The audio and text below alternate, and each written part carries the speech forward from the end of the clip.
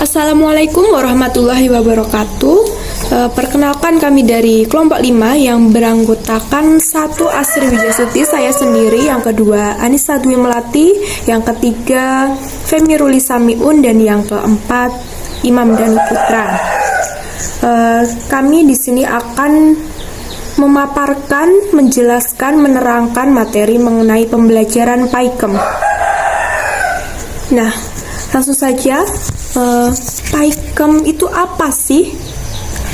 PAIKEM itu kependekan dari pembelajaran aktif, inovatif, kreatif, efektif, dan menyenangkan. Pembelajaran PAIKEM ini adalah pembelajaran yang bisa membuat peserta didik menjalani, mengalami, dan merasakan serta mempengaruhi kegiatan belajar. Dalam artian kegiatan belajar di sini kegiatan belajar yang berasal dari apa yang pernah dialami, dijalani, dan ditanggung, seperti itu. Dan pada saatnya pemerolehan belajar akan menjadi cabang dari individu, keadaan batin, gagasan, dan suatu peristiwa yang pernah dialami. Kemudian dari PAIKEM ini, PAIKEM itu dapat ditinjau daripada proses dan tujuan. Berdasarkan tinjauan prosesnya, PAIKEM itu berdaya upaya untuk meningkatkan motivasi belajar. Kemudian ditinjau pada tujuannya, itu agar siswa dapat belajar lebih mendalam, kritis, dan kreatif, serta menghasilkan suasana belajar yang bervariasi. Kemudian dalam pembelajarannya, model pembelajaran PAIKEM ini membutuhkan persiapan yang cukup matang, di mana pengajar wajib menentukan atau memilih topik yang betul-betul dapat dipraktikkan sehingga diperoleh hasil yang maksimal, seperti itu. Bahasan yang pertama adalah pembelajaran aktif. Pembelajaran aktif dalam PAIKEM ini berpangkal pada siswa daripada guru guna mengaktifkan siswa. Terdapat 3 dasar pembelajaran aktif yang penting untuk diaplikasikan.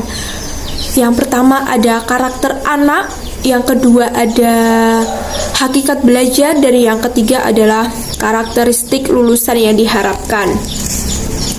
Pembelajaran dikatakan aktif, pembelajaran itu dapat dikatakan aktif jika pembelajaran itu memuat keterkaitan fungsi, tanggung jawab, serta motivasi.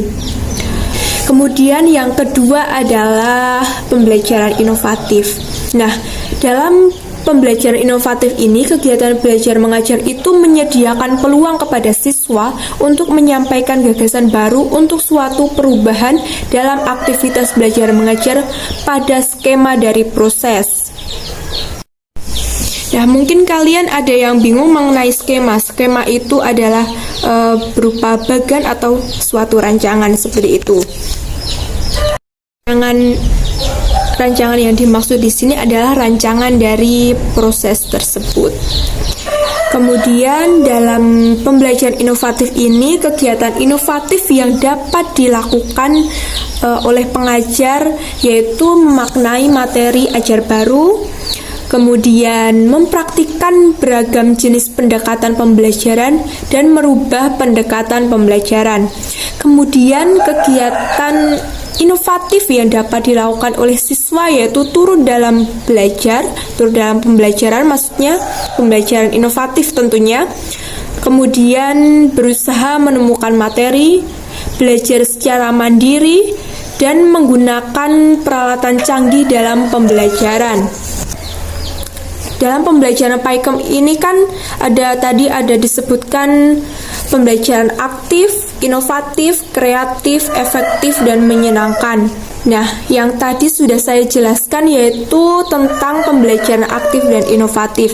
Kemudian untuk pembelajaran kreatif, efektif, dan menyenangkan akan dijelaskan oleh teman saya selanjutnya, dan juga tentang karakteristik dan ciri-ciri dari pembelajaran PAIKEM ini tentunya. Kemudian, pembelajaran kreatif. Rencana pengajar dalam mengembangkan kreativitas peserta didik yakni 1. Memperbolehkan siswa mengembangkan ide atau hasil pemikiran barunya. 2. Menghormati dan menghargai ide yang siswa sampaikan. 3. Memberi apresiasi kepada siswa. 4. Mendesak suatu rangkaian tindakan. 5. Mengungkapkan hasil menggunakan kalimat sendiri. Kemudian selanjutnya, pembelajaran efektif. Pembelajaran efektif yakni pembelajaran yang bisa menjadikan pembelajaran itu sendiri berguna dan berpusat pada peserta didik melewati pemakaian metode yang sesuai.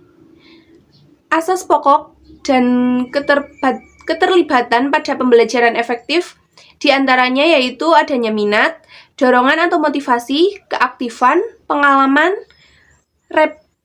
repetisi, tantangan, umpan balik, dan perbedaan perorangan. Selanjutnya, pembelajaran menyenangkan.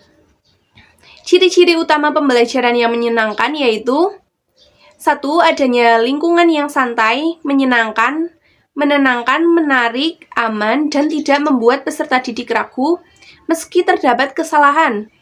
Yang kedua, tersedianya bahan ajar dan metode pembelajaran yang relevan. Yang ketiga, melibatkan semua indera dan keaktifan otak kiri dan kanan. Kemudian yang terakhir, terciptanya suasana belajar yang menantang serta terciptanya emosional positif kepada para peserta didik.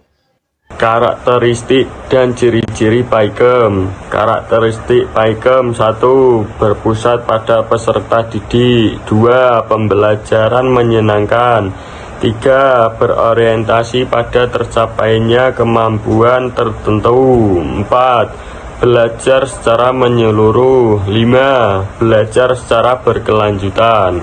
Ciri-ciri PAIKEM yaitu 1.